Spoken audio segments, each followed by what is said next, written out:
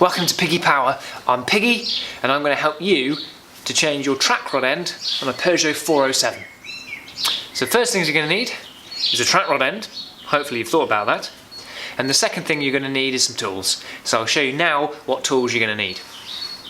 Alright folks, so this is a pretty simple job, so you won't need too much, I wouldn't think. A wire brush and your favourite freeing oil is always a good idea. Always a decent hammer, whatever hammer that might be of your choice. I needed a 22mm spanner and a 19mm spanner and a pair of grips. And that's all you should need, other than the items to take your wheel off, which could be a different size for you or me, and an axle stand and a jack, and of course the part itself. That's all you're going to need. Simples!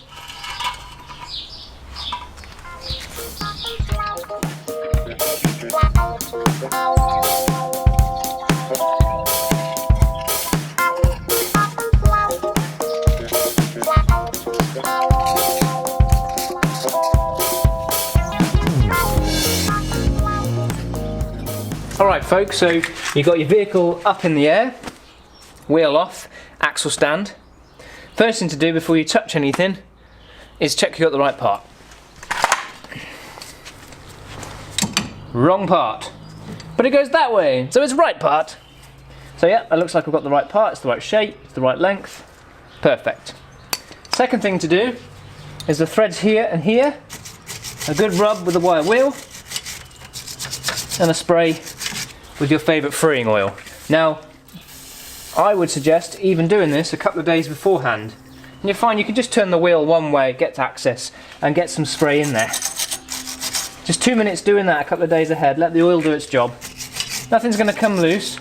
Don't get the oil on your brakes, not going to do anything wrong. And it just lets it soak up there, which is what I've done. And before you loosen off this bracket, it's a good idea to try and get this nut loose, because once this is loose and flapping around, this can get really difficult to do.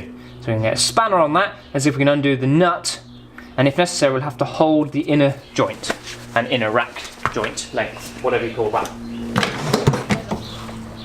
So 19mm spanner on that, we'll give it a tug.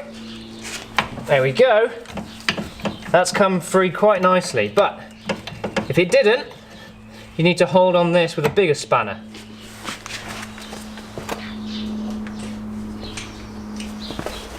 Something like a 22.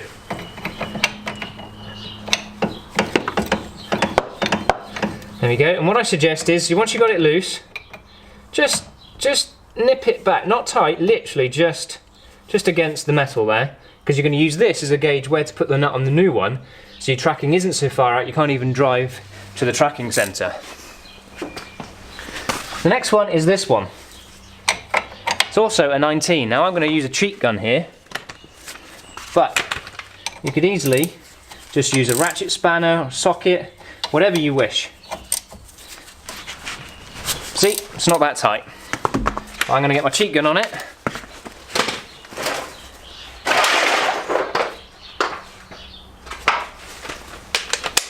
Not always going to be 19s those, they've been replaced with something else. There we go, that comes off. If you find it starts spinning with the joint inside here starts spinning with the nut, so you're turning the nut but nothing's happening, it's because the whole joint is spinning within the cup, then what you likely need to do is, unfortunately, this is a downward position joint. If it's upward, you could put a jack underneath. Here, you get a lever across and you put pressure on the top here and then undo it. Hopefully that will do. If it won't go that far, you could resort to even cutting it off with a saw or an angle grinder. Be careful not to cut into anything that's sensitive here, because if you're replacing this, then it doesn't really matter about that problem. Now this isn't probably just going to pop out, so what I'm going to do is I'm going to hit this spot here with a hammer, and the shock should jump it out. Now the other thing I can obviously do is hit under here.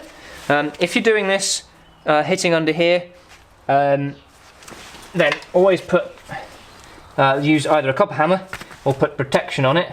If you're going to reuse this joint, then definitely don't be hitting down here, because you could damage the threads. So I'd be hitting here to get a shock through the joint. However, I'm replacing it, so I'm going to smack on that bit there, and then out she pops. Lovely. I'll show you in a second why I'm replacing this.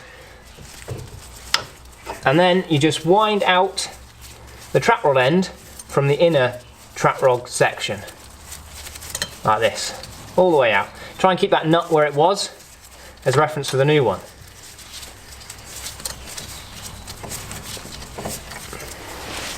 So why would you want to change one of these? Well, there's a number of reasons, but essentially, basically, either you've got play in the joint, that could fail an MOT, but also it's obviously pretty dramatic with your steering, with the lifetime of your tyres, to have these track rod ends in good condition. You could have a split in the boot, which this has a couple of splits, and you can see the grease comes out. It's not good looking grease, and water gets in and your joint's going to wear out. That will also fail MOT if a boot is very badly split. So I'm doing both today as a matter of practice because I want to get it tracked up, and these need replacing soon. So I'm going to get the new one. Here it is. And what I'm going to do now is I am going to grease the threads on here. That's for future proofing, for adjustment. And then I'm going to wind this nut down into a position as identical as I can to this one, relative to the distance from the pin on this side of the ball joint. Simple reason for that is the tracking will be so far out if I don't that I won't even be able to drive it to the tracking place. So I'm going to bring that nut down to that position there. Okay, so I've got them as close as I think I can get them relative to each other. Now, you could count the threads. I wouldn't recommend that unless you've got an identical part. There are some slight differences with these parts. No doubt this part on the car was changed before at some point in its life. It's done 200,000 miles. So don't just go counting the threads down to the nut size, thread size, all sorts of the lengthizing of the how much of threads on there and where they're positioned relative to this joint. So you're trying to position from the joint to the nut rather than how many threads.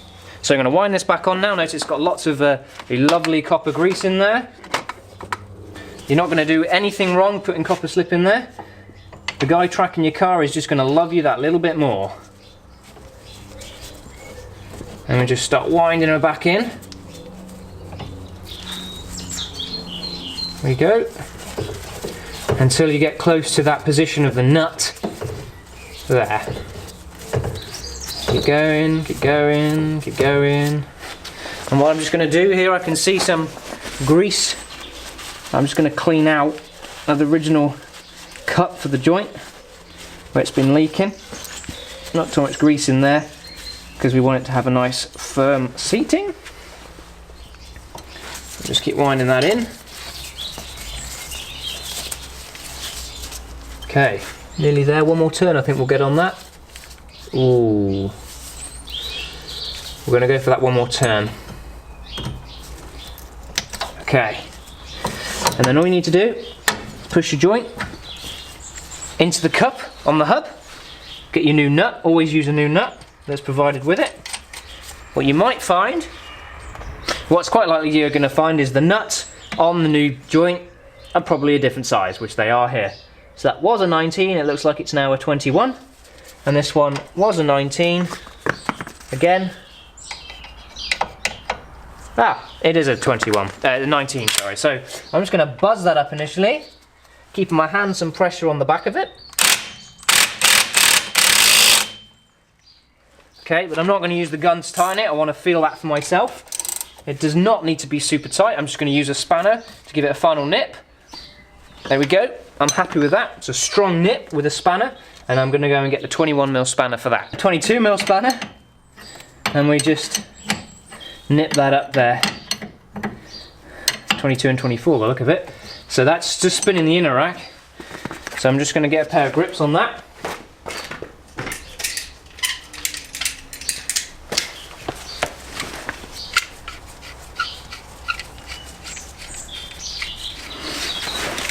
And you are trying, you've seen I've failed a little bit on it.